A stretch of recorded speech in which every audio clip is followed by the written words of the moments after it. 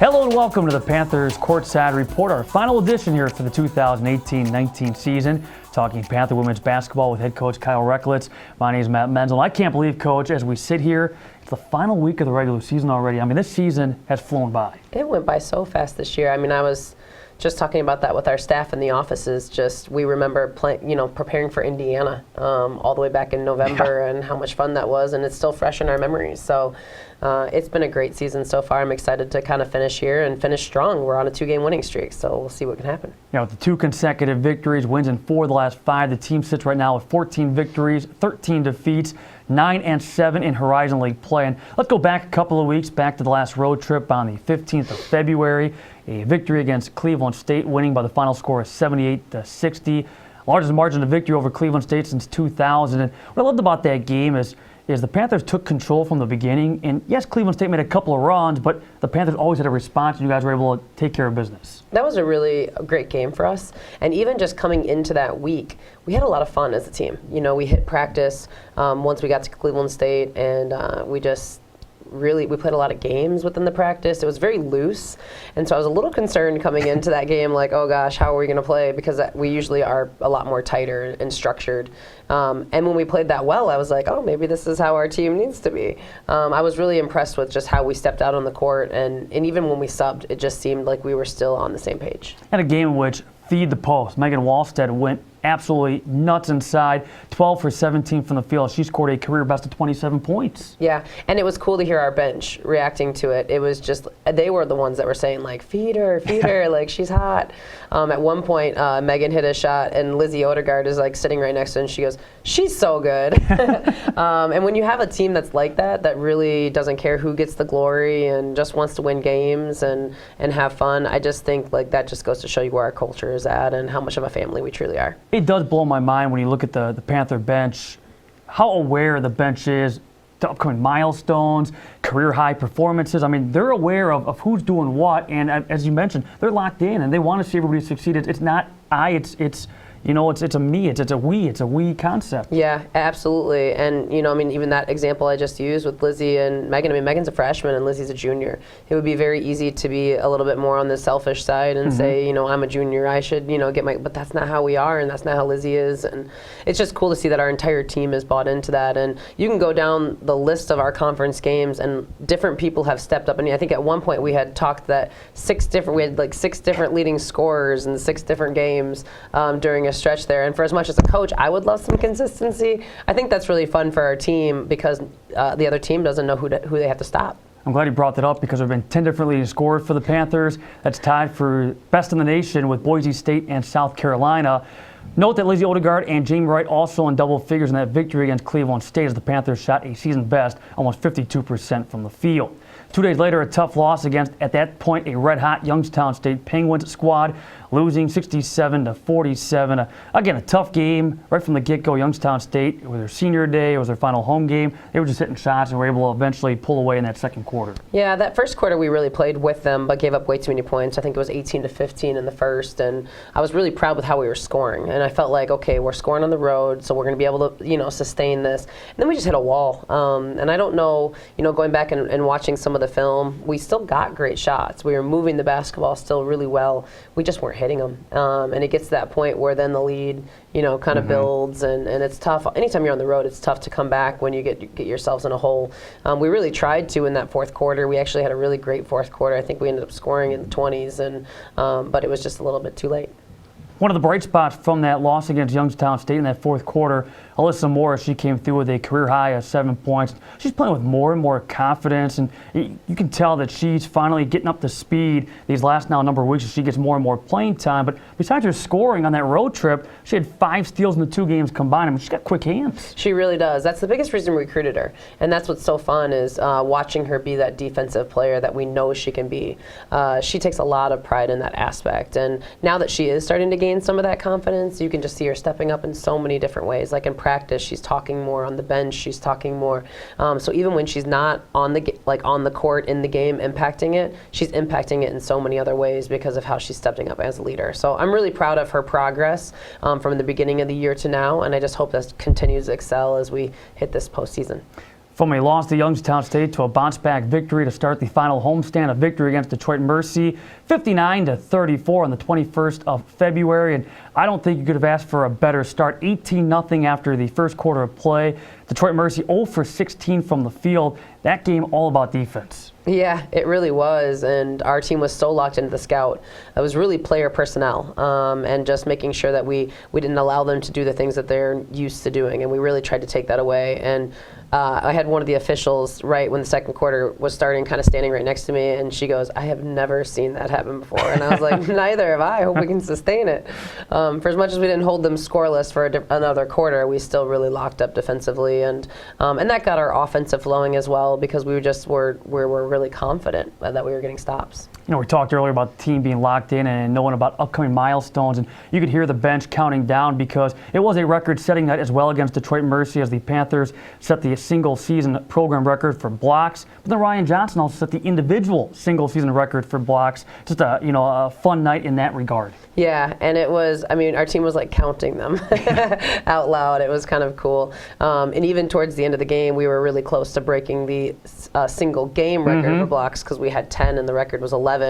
I think there was like 3 minutes left and there was a timeout, and I told the girls, I was like, go for it. At this point we're winning by quite a bit, so just have fun with it. I said, but just don't hurt anybody when you're out there trying to to get block shots. And then Jay gets a block, and we were so close. But that was really fun, and to be able to celebrate Ryan, and especially because it's just her statistics. You don't see her scoring a ton on certain nights, and you just don't always see what the defensive players do for you. And Ryan Johnson has been such a huge part of our success this season. You mentioned Jay Two Bears in her block shot. That was her first block shot. She had 5 during her freshman campaign. Speaking of freshmen, when we come back here on the Panthers Courtside Report, we check in with freshman Sydney Levy. Stay tuned to the Panthers Courtside Report.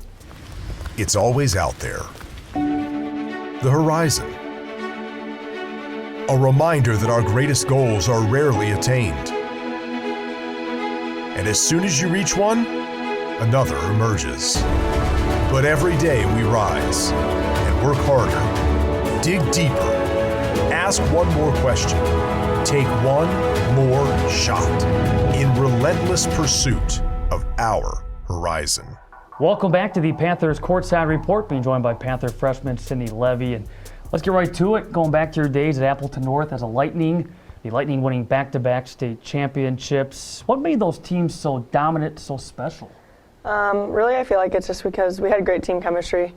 We all got along, and we just had a lot of kids who really wanted to work hard and a great coach. So I feel like all those combined to really help us be successful.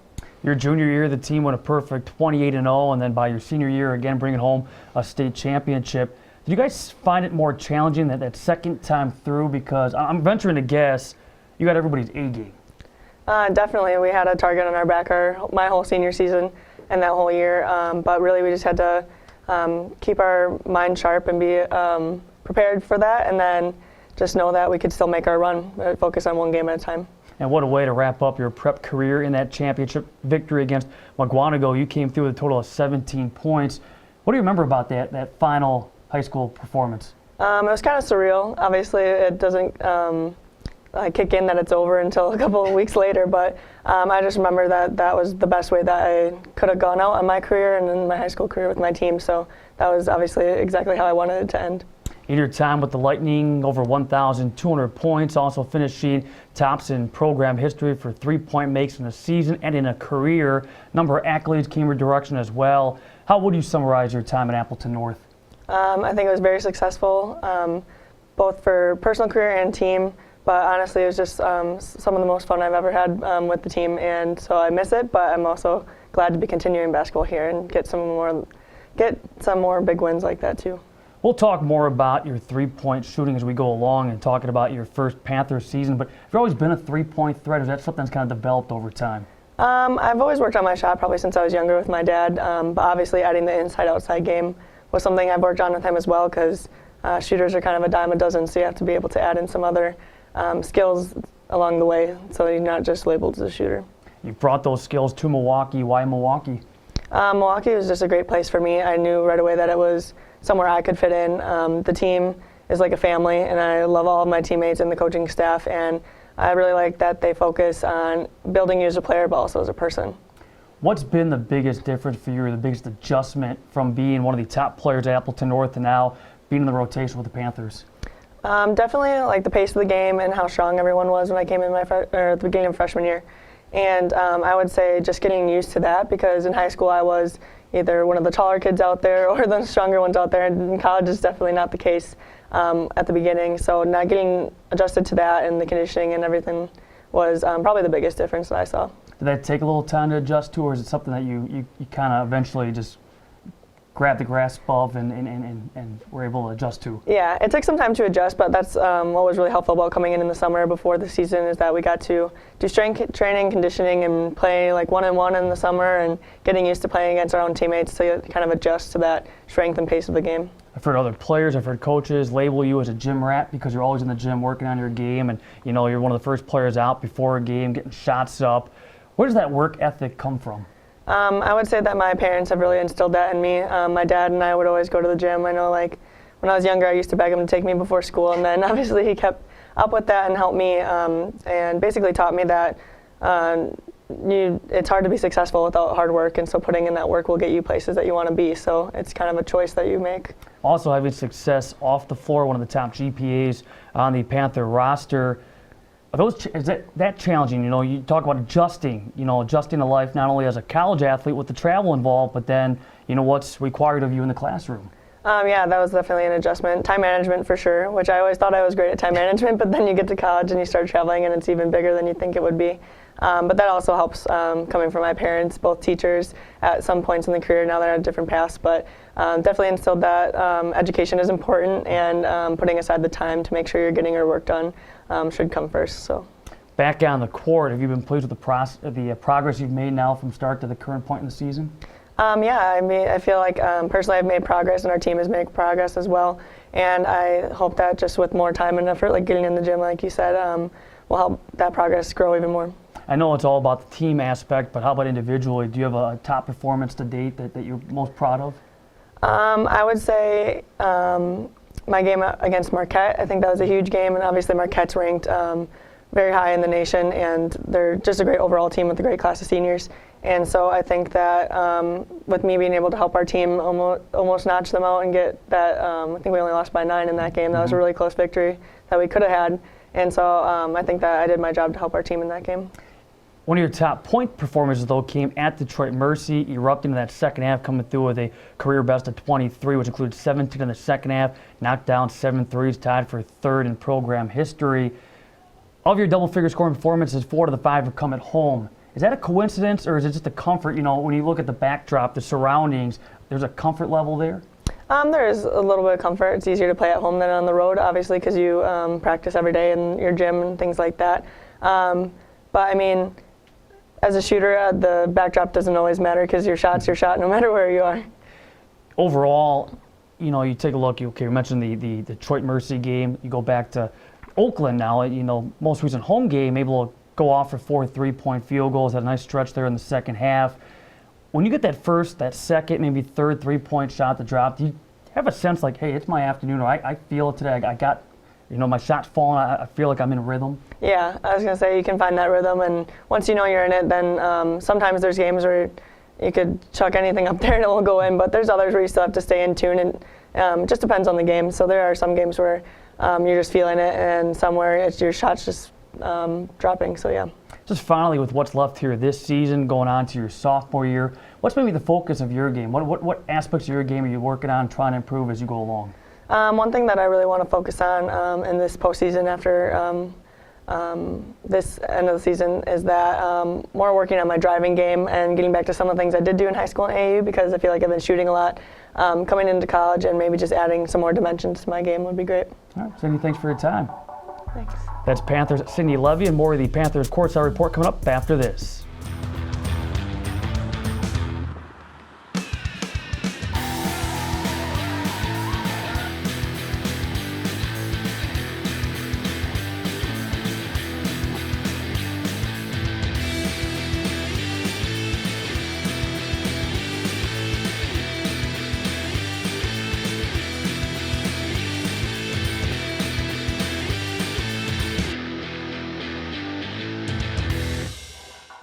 Welcome back to the Panthers Courtside Report and being rejoined by Coach Kyle Recklitz. And just had Sydney Levy on last segment. What attracted you to Sydney Levy? Her confidence. First and foremost. I mean, I started recruiting her really early when she was younger, and just the confidence and heart that she plays with. I knew I wanted her to be a Panther right away when I first saw her. I mean, she played on a stellar AAU team, and she was the first one I offered from that team because I knew what she could bring, and I really think that she's going to be one of the best knockdown shooters that Milwaukee has ever seen, and also that the league has probably ever seen. And she's had some big performances already, especially at home. How would you assess her freshman year? You know, it's been up and down. It's a roller coaster, but it's like that for every freshman. I mean, you can say that about Megan Wallstead, too, as of late. It's just, you know, you have your highs and your lows. And the thing with Sid is when she has a low, she gets in the gym and she works. So she puts her mind to it to say, I'm going to make sure this doesn't happen again. She never places blame on someone else. She always takes responsibility for it, and she moves on and just tries to figure it out. And you can kind of see that how she'll then start to hit this peak again. And she's playing at a very high level right now. So I'm really excited about that heading into the last few weeks of conference. Yeah, I've heard the phrase gym rat in reference to Sydney Levy. And speaking of Levy, she was one of 4 Panthers in double figures in the Saturday game, a victory against Oakland. The team scored a season best of 83, beating the Golden Grizzlies 83-53, and she had 14 points, knocked down 4 threes, really all in a row. You look at that performance, and again, one of those where the team came out focused, ready to go, and took it to the Golden Grizzlies almost from the opening tip. Yeah, and that was great to see us be able to do it from a Friday, Saturday, because the week previously, we had Thursday, Saturday. The week previously, we played our earlier game, and then we hit that last game of the week and did not do so well. So I was always wondering how we were going to respond, and our team responded great. Yeah, can you keep that straight? Because you look at the schedule, and it is, it's Friday, Sunday. Yeah, it's either a Thursday, Saturday, Friday, Sunday, but there is no rhyme or reason as to which is which. No, I would much rather just be consistent and be at Thursday, Saturday. Well, it certainly affects the preparation aspect, but sure. You take a look at the victory against Oakland, though, and again, a season high 83 points. It was senior day, and man, Kayla Hayes, she came out ready to go, and she was on fire. That was fun. I just am so proud of her and so happy for her. Every time I think about it, it just makes this huge smile on my face. Just so well deserved. She's worked really hard to be in the position that she's in right now, and she's playing some excellent basketball. And she is in such a good headspace too. I mean, she's a leader for us. Her teammates have such high level of respect for her, and she's having fun. Even in practices, she's goofing around a little bit, but also holding her team to very high standards. She is in just such a great place right now, and I'm thrilled for her that she could have the week that she had for senior night. She had a career high at 23 points. It wasn't just the scoring, but it was the hustle. She was making a lot of hustle plays, the energy she brought to the floor. Ryan Johnson, of course, being the other Panthers senior. What have those two meant to you and to this program? I mean, a lot. It's I kind of referenced it before the game with our team, is that when you have seniors that fully buy in, that really invest not just on the court but off the court, in who they are and in their being. It's such great examples for the younger players. And I always reference back to Macy Duro and Ashley Green and Hannah Call and their senior class and how they were that for us. Well, Kayla and Ryan have been that for us this year, and we haven't had a senior class that's been like that in a while. And not that the other senior classes weren't great, because they were too, but when you put your whole heart into something and you truly buy into the family atmosphere, because you have to think, Kayla didn't start this whole season. You know what I mean? She's been coming off the bench some, starting some, off the bench some, and has never complained about her role. She takes it very seriously that she gets the opportunity to be a major part of our success this season. Well, the best part is at least a guaranteed 3 more games with those 2 seniors in a Panther uniform. And again, it's hard to believe this is the final week of the regular season. Still a lot to be determined as the Panthers try to figure out where they may be headed seed-wise in the Horizon League Tournament quarterfinals come next week. But up first, Thursday, the UIC Flames down in Chicago, a 7 o'clock tip. Thoughts on UIC? They've lost 11 consecutive games going into that contest. They have Brittany Bird, Tyler Lampley is now back after she missed about a month's time injury. They got some pieces there. Jada Neji when it comes to the shot block. So record to some degree a little misleading because they have some pieces there and they're a different team at home. Yeah, and I just hope that they're not connecting because they really do. They do have some pieces. And Bird, I think, is one of the best players in our league.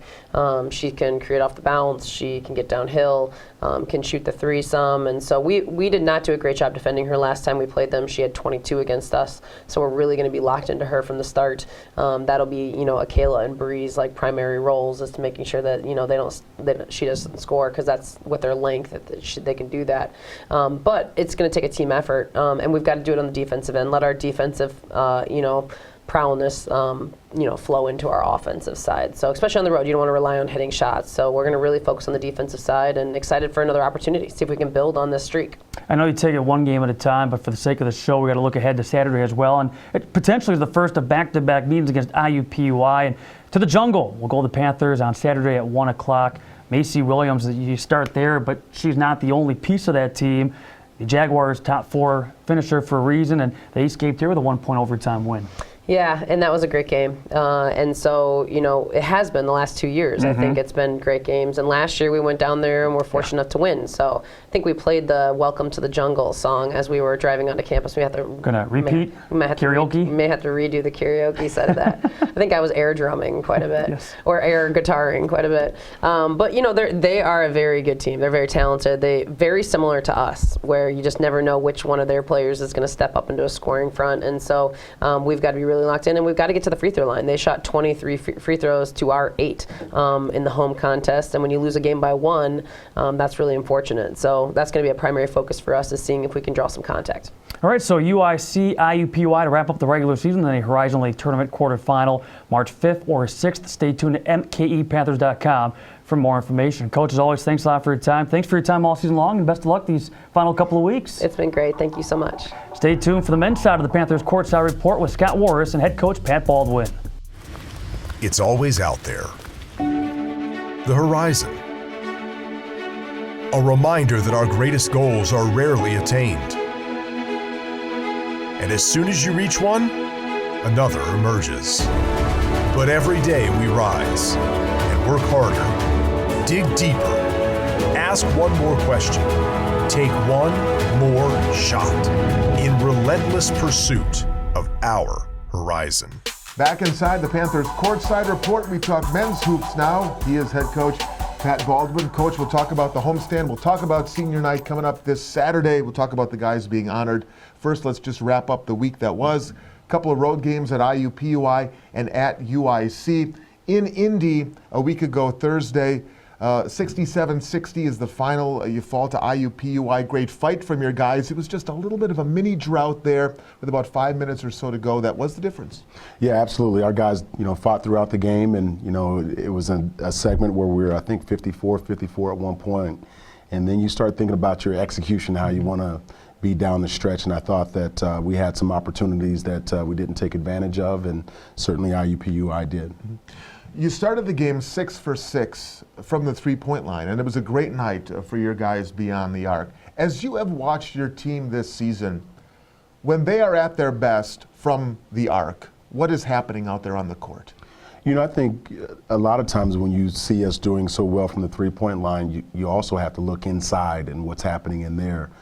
Sometimes they're worried about Vance, or Amir has gotten off to a pretty good start for us, so they start concentrating on the inside a little bit. But also I just think it's the opportunities, our guys and their confidence, and maybe some of the play calls that get our guys going a little bit too. So there could be a number of different things that happen out there on the floor.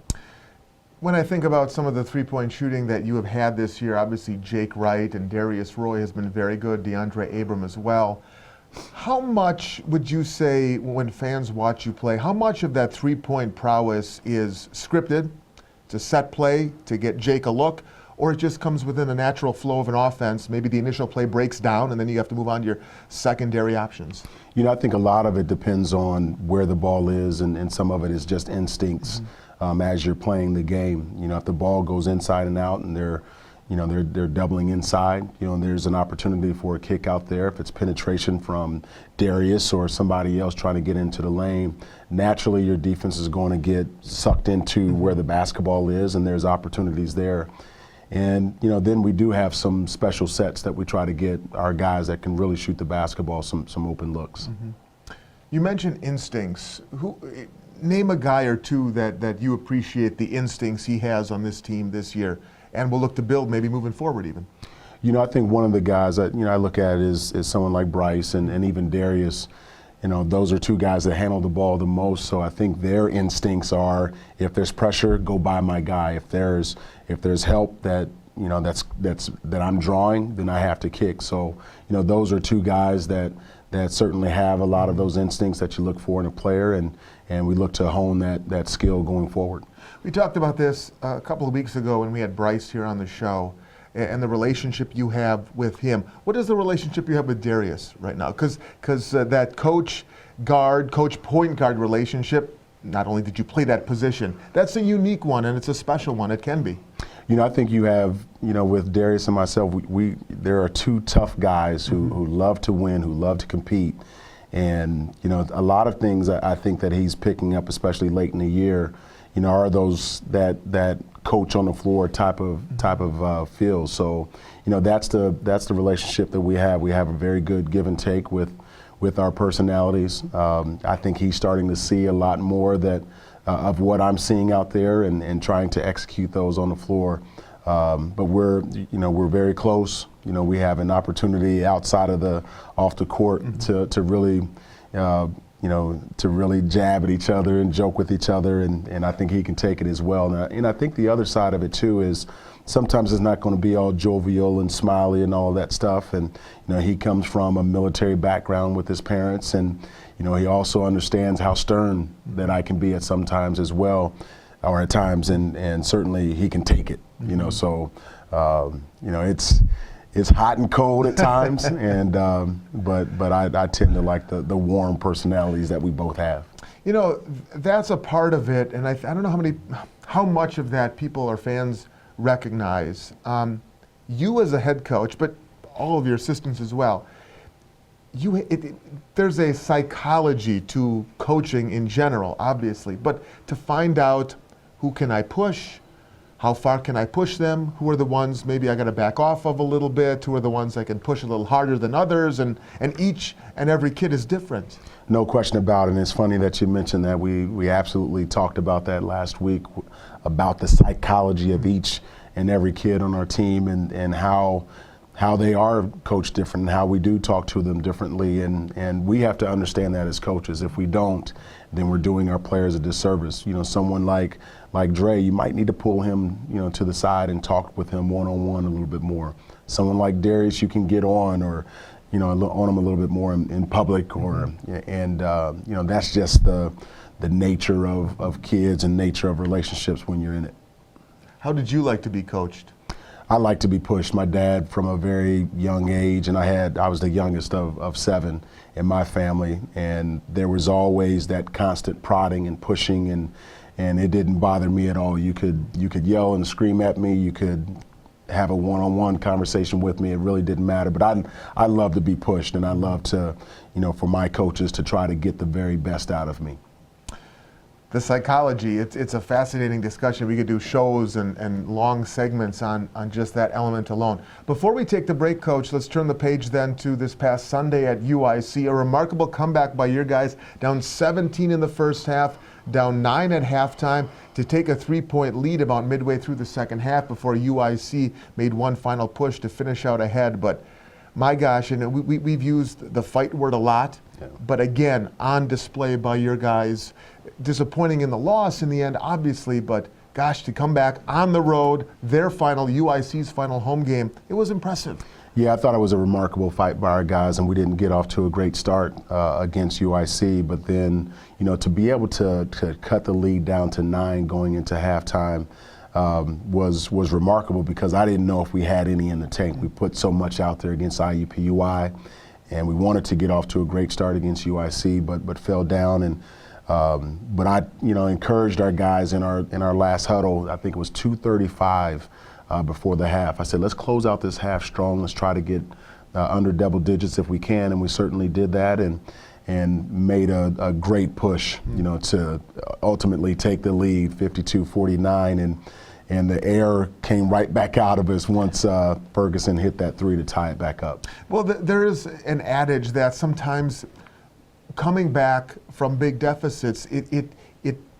requires so much energy and intensity just to make that comeback that sometimes it leads to teams that made the comeback falling just short in the end because of what they expended to get back in the game. No doubt about it, and that was something that was conscious on my mind when I was when we hit that shot. And immediately I'd asked one of our assistants how many timeouts we had, because I wanted to call a timeout there. I knew how much energy that we had put into getting back into the game and ultimately taking the lead, and I wanted to call another one so that I can allow our guys to get their breath back. And unfortunately, we only had one because we had to burn some in the first half. I think that kind of was the deal breaker for us from an energy standpoint. I don't think we had enough to sustain it. I don't know that we have the shot of it here that we can roll, but the Jake Wright three that tied the game, I believe it was the tying, not the lead one, from the left wing right in front of the bench. I had a remarkable view, so did you. That may have been the highest arc on any shot I have ever seen at any level in person ever. That was remarkable. I don't know how the thing fell. I thought it was going to be way short. It was an incredible shot. And there, in my career as a coach, there have been three shots that I just knew that they were going in. When I saw it leave the hand in the trajectory. When I was at Loyola and playing Bradley, we hit a game winner from half court, and I felt like, oh, that's going in. When I was at Northwestern playing against Michigan, the last shot that Derek Pardon hit, I was almost on the court before the ball went through the rim, and that one, that shot that Jake made. Was incredible. And as soon as I saw the trajectory, I said, that one's in. And I started walking down. So that was an incredible shot, and wish he had some more, like that. And he is nearing 1,000 career points. We'll talk more about Jake Wright. We'll talk more about Vance Johnson. They are two of the seniors that are going to be honored this coming Saturday night at Panther Arena. We'll do that when we come back with more of the Panthers Courtside Report.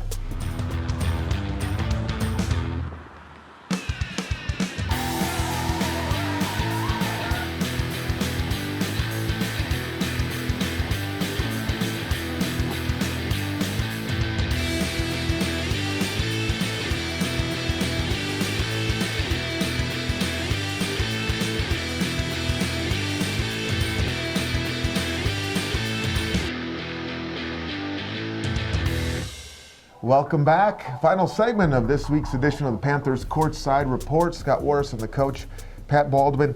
Coach, you've got final homestand coming up. Thursday night, Northern Kentucky. Saturday, Wright State. First to NKU on Thursday night. They got upset last week against Cleveland State. Their championship hopes are kind of hanging in the balance, and I know you guys would like nothing more than to hand them a second straight loss. Yeah, I mean, it's a tremendous challenge that we have coming in, but a great opportunity for our guys to with Northern Kentucky coming in and being a part of a kind of a spoiling party, if you will, and our guys are looking forward to it. I remember playing against them the first time, up 4 at halftime, and really playing well. We hope to look to mirror that and take it even further with the win. But we know that we're going to be facing a hungry team, a team that has an opportunity to win a championship in the regular season, and I'm looking forward to that opportunity to playing them. Without divulging too many state secrets, when you look back at the way you guys played, especially in the first half at their place, and you watch what Cleveland State did against them this past weekend to pull off the upset, what might you be able to replicate, or what are some things that you feel you need to do looking at both of those tapes to try and knock them off? Well, I think first of all, I think the thing that we look at is when we take our game and we watch it, especially in the first half, is just how hard we were playing. And I think that's the same thing that Cleveland State did against them in that game, is that they just played extremely hard. Loose balls were there are a lot of floor burns on that floor and a lot of skin, and that's what we have to mirror and take from that game as well. But also the execution. You see, especially towards the end of the game, which we talk about a lot of times, is just the execution of your offense. And I thought Northern Kentucky tried to turn it up on the defensive end, and as they did, Cleveland State, they made play after play in order to close the game. And that's what I hope to mirror, is just that execution, the willingness to see plays and make the plays that are out there on the floor. That again is Thursday night, 7 o'clock at Panther Arena, Milwaukee and NKU. Saturday night, Wright State is here. It's the final regular season game of the year for the Panthers. It will be senior night, honoring a couple of young men. Let's talk Vance Johnson first. Sure. Second year coming in from the junior college ranks. It's remarkable, and it's been so fun to see his progression.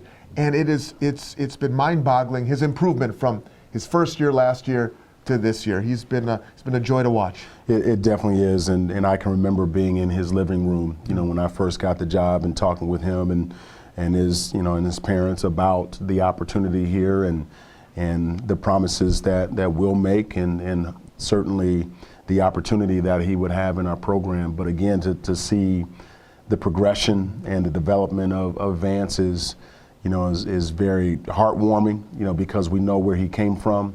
He was a lot of times last year sitting behind two very good players and waiting for his opportunity. And it's going to be it's going to be bittersweet, to have him in a situation where it's our first guy that was in here we brought in, and to see him on senior night, it's going to be special, and I'm looking forward to that opportunity for him and his family. If you could share with us something about Vance Johnson, the person, that you know of him that maybe we, the fans, don't see and don't know when we're watching him play a basketball game, for example. Yeah, well, first of all, I think he's extremely competitive. The one thing we love and we joke about is, as soon as he's from the south side of Chicago. Mm-hmm. So the thing that we always say, as soon as he scores, he has the south side clap, that we joke about all the time during film. And but he's a warm-hearted kid. I think he really cares about this game, and he's a very good teammate, to his guys, and that part is going to be missed especially. And the other thing that maybe someone doesn't know is that his nickname, we'll reveal that now, is Twan. Twan. His mom, he was given that name when he was young, and that's something that I'll occasionally joke with and call him Twan occasionally. By the way, we should mention what he has done in terms of free throw shooting from last year, his mid to high 60s, to this year, where if things go right over the last two games, Vance could set the single season free throw percentage record for Panthers basketball. That's worth noting, because we've talked about the free throw shooting and the importance of free throw shooting this year for this team, and Vance has been right at or near the top of the list all year long. That's great, and one of the things I hope he doesn't avoid is trying to get to the free throw line just to set the record. But it's been remarkable from last year to this year.